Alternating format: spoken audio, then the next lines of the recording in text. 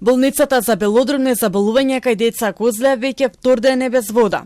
Заради тоа децата што треба да бидат хоспитализирани ќе се пренасочуваат на клиниката за детски болести и инфективната клиника.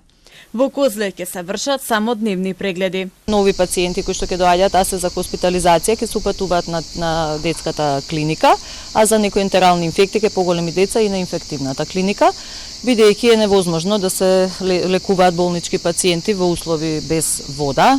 Од јавното предпријатие Водовод и канализација тврдат дека болницата Козле има интерен проблем со инсталација, кој не е во нивна надлежност. Во теков на денов, екипите наши констатираа дека после водомерот, после главниот водомер, преку кој што се испорачува вода за детската болница во Козле, настанат е дефект на водоводната инсталација. Таа водоводна инсталација е во надлежност на самата детска клиника Козле и таа е причинителот за намалениот притисок на првиот кат и немање вода на вториот кат. Истовремено маката со вода продолжува и за жителите во некои делови од Скопје. Тие велат дека со денови имаат вода само навечер. Се снаоѓаат како знаат. Сметаат дека тоа е срамота за 21 век. Летно време, високи температури. Само што да излезеш треба да се вратиш да се истушираш. Многу страшно.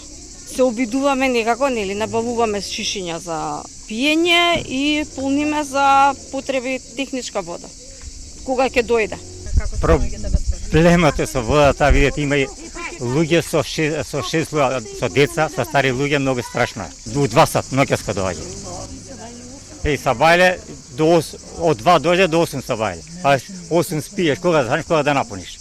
И одам од црквата пунам за техничка. За ова држава срамота, да кажам. Срамота. Треба да застане некој тамо да го реши проблемот. А не само сопри го вентилот и готово. Не е решение за да го сопри вентилот. Треба да мисли малце. Оттаму апелираат на рационално користење на водата, особено во екот на летните горештини. Проблемите не се од вчера, туку се таложат подолго време. Рационалното користење е клучно за надминување на проблемот со намалениот притисок, велат од Водовод.